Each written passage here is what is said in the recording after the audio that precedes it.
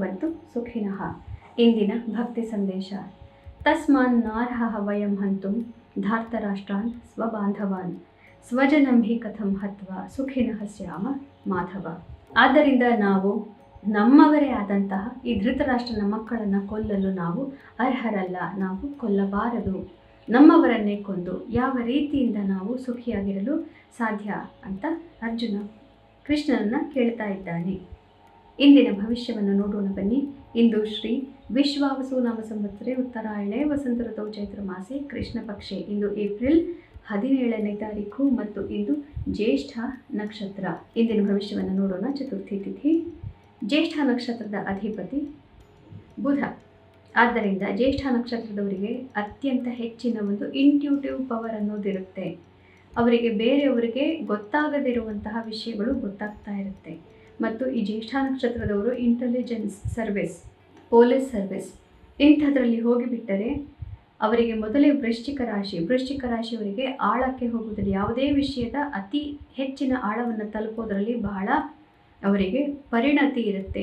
ಇದು ಜ್ಯೇಷ್ಠ ನಕ್ಷತ್ರದೊಂದಿಗೆ ಸೇರಿಕೊಂಡು ಬಿಟ್ಟಾಗ ಇಂತಹವರು ಅತಿ ಹೆಚ್ಚಿನ ದೊಡ್ಡದಾದಂತಹ ಅತಿ ದೊಡ್ಡ ಕ್ರಿಮಿನಲ್ ಮಿಸ್ಟರಿಗಳನ್ನು ಕೂಡ ಇವರು ಸಾಲ್ವ್ ಮಾಡುವಂತಹ ಡಿಟೆಕ್ಟಿವ್ಗಳಾಗುವಂತಹ ಕೆಪಾಸಿಟಿ, ಸಾಧ್ಯತೆ ಅವರಿಗೆ ಇರುತ್ತೆ.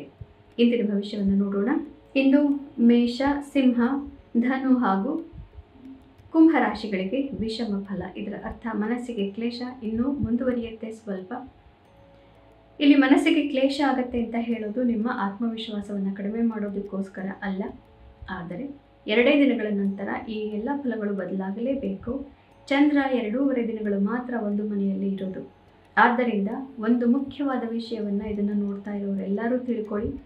ಯಾವುದೇ ಅತಿ ಹೆಚ್ಚಿನ ದುಷ್ಕರವಾದಂತಹ ಪರಿಸ್ಥಿತಿ ನಿಮಗೆ ಇದ್ದರೂ ಕೂಡ, ಅತಿ ಹೆಚ್ಚಿನ ವಿಷಮ ಪರಿಸ್ಥಿತಿ ಇದ್ದರೂ ಕೂಡ 2.5 ದಿನಗಳ ನಂತರ ಖಂಡಿತವಾಗಲೂ ಅದು ಬದಲಾಗುತ್ತೆ. ಇದನ್ನು ನೀವು ತಿಳಿದುಕೊಳ್ಳಬೇಕು. ಇದರಿಂದ ಅನೇಕರು ತಮ್ಮ ಜೀವನದಲ್ಲಿ ದೊಡ್ಡ ದುರಂತಗಳನ್ನು ಮಾಡಿಕೊಳ್ಳುವಂತಹ ಸಾಧ್ಯತೆಗಳನ್ನು ನಾವು ತಪ್ಪಿಸಬೇಕು ಅನ್ನೋ ಉದ್ದೇಶದಿಂದ ಇದನ್ನು ನಾವು ಹೇಳ್ತಾ ಇದ್ದೇವೆ. ಎಷ್ಟೇ ತೊಂದರೆ ಇದ್ದರೂ ಕೂಡ ಚಂದ್ರ ಒಂದು ರಾಶಿಯನ್ನು ಬಿಟ್ಟಾಗ 2.5 ದಿನಗಳು ಅಷ್ಟರಲ್ಲಿ ನಿಮ್ಮ ಮನಸ್ಥಿತಿ ಬದಲಾಗಿಯೇ ಆಗುತ್ತೆ. ಒಳ್ಳೆಯದು ನಿಮಗೆ ಕಂಡೇ ಕಾಣುತ್ತೆ. ಆದ್ದರಿಂದ ಅತೀ ಹೆಚ್ಚು ನಿರಾಶರಾಗುವಂತಹ ಅವಶ್ಯಕತೆ ಯಾರಿಗೂ ಇರೋದಿಲ್ಲ. ಆದ್ದರಿಂದ ಇಂದು ಮೇಷ, ಸಿಂಹ, ಧನು ಹಾಗೂ ಕುಂಭ ರಾಶಿಗಳಿಗೆ ಸ್ವಲ್ಪ ಮನಸ್ಸಲ್ಲಿ ವಿಷಾದ ಇರುತ್ತೆ. ಆದರೆ ಯಾವ ದೊಡ್ಡ ಸಮಸ್ಯೆ ಇರೋದಿಲ್ಲ. 2 ದಿನಗಳ ನಂತರ ಎಲ್ಲವೂ ಪರಿಹಾರವಾಗಿ ಬಿಡುತ್ತೆ. ವೃಷಭ, ಮಿಥುನ, ಕನ್ಯಾ, ಮಕರ ಈ ರಾಶಿಗಳಿಗೆ ಹಾಗೂ ವೃಶ್ಚಿಕ ಈ ರಾಶಿಗಳಿಗೆ ಉತ್ತಮ ಫಲವನ್ನು ಹೇಳ್ತಾ ಇದ್ದೇವೆ. ಮನಸ್ಸಿಗೆ ಅತಿ ಹೆಚ್ಚಿನ ನೆಮ್ಮದಿ, ಎಲ್ಲ ಕಾರ್ಯಕ್ಷೇತ್ರಗಳಲ್ಲಿ ಯಶಸ್ಸು ಮತ್ತು ವೈಯಕ್ತಿಕ ಸಂಬಂಧಗಳಲ್ಲೂ ಕೂಡ ಇಂದು ನಿಮಗೆ ಮನಸ್ಸಿಗೆ ನೆಮ್ಮದಿ ಪ್ರಾಪ್ತಿಯಾಗುತ್ತೆ. ದಾಂಪತ್ಯದಲ್ಲೂ ಸೌಖ್ಯ ಪ್ರಾಪ್ತಿಯಾಗುತ್ತೆ. ಜ್ಯೇಷ್ಠ ನಕ್ಷತ್ರ ಇವತ್ತು ಅಧಿಪತಿಯಾಗಿರೋದ್ರಿಂದ ಸ್ವಲ್ಪ ಬೇಡದ ವಿಷಯಗಳನ್ನು ಮಾತನಾಡೋದು, ಬೇಡದ ವಿಷಯಗಳ ಬಗ್ಗೆ ಯೋಚನೆ ಮಾಡುವ ಸಾಧ್ಯತೆಗಳು ಇರುತ್ತೆ. ಅದನ್ನು ಕಡಿಮೆ ಮಾಡಿಕೊಂಡು ಬಿಟ್ಟರೆ ಇಂದಿನ ದಿನ ಸಂಪೂರ್ಣವಾಗಿ ನಿಮಗೆ ಶುಭಕರ.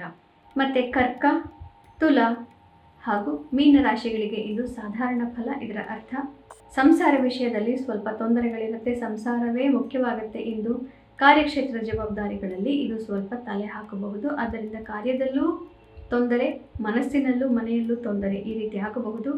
ಸಂಸಾರದ ವಿಷಯಗಳನ್ನು ಸಂಜೆ ಮನೆಗೆ ಹೋದ ಮೇಲೆ ಅವರೊಂದಿಗೆ ನೀವು ಖಂಡಿತವಾಗಲೂ ಕೂತು ಚರ್ಚೆ ಮಾಡಬಹುದು. ಕಾರ್ಯಕ್ಷೇತ್ರದಲ್ಲಿ ಕಾರ್ಯದ ಬಗ್ಗೆ ಗಮನ ಕೊಡಿ, ಮನೆಯಲ್ಲಿದ್ದಾಗ ಮನೆಯ ಬಗ್ಗೆ ಗಮನ ಕೊಡಿ. ಇಷ್ಟು ಮಾಡಿಬಿಟ್ರೆ ಇವತ್ತು ಯಾವ ತೊಂದರೆಯೂ ಇರೋದಿಲ್ಲ. ಪುನಃ ನಾಳೆ ನಾನು ನಿಮ್ಮ ಭವಿಷ್ಯದೊಂದಿಗೆ ನಿಮ್ಮೆದುರಿಗೆ ಬರ್ತೇನೆ. ಅಲ್ಲಿವರೆಗೂ ಕೂಡ ಆಂಗ್ಲ ಭಾಷೆಯಲ್ಲಿ ವಾರ ಭವಿಷ್ಯವನ್ನು ನೋಡಲು ನಮ್ಮ ಬೆಂಗಳೂರು ಯೂಟ್ಯೂಬ್ ಚಾನಲ್ಗೆ ನೀವು ಹೋಗಬಹುದು. ಇದೇ ಚಾನಲ್ನಲ್ಲಿ ಗ್ರಹಶಾಂತಿ ಸ್ತೋತ್ರ ಹಾಗೂ ಗೀತಾ ಶ್ಲೋಕಗಳನ್ನು ನಾವು ಪ್ರಸಾರ ಮಾಡ್ತೇವೆ. ಅದನ್ನು ಮನನ ಮಾಡಿಕೊಳ್ಳಿ. ಗೀತೆಯನ್ನು ಪಠಣ ಮಾಡೋದ್ರಿಂದ ಯಾವ ಜನ್ಮಾಂತರದ ಪಾಪಗಳು ಕೂಡ ನಶಿಸಿ ಹೋಗುತ್ತೆ. ಎಲ್ಲರಿಗೂ ಶುಭವಾಗಲಿ. ಶ್ರೀಕೃಷ್ಣ ವಿಜಯ.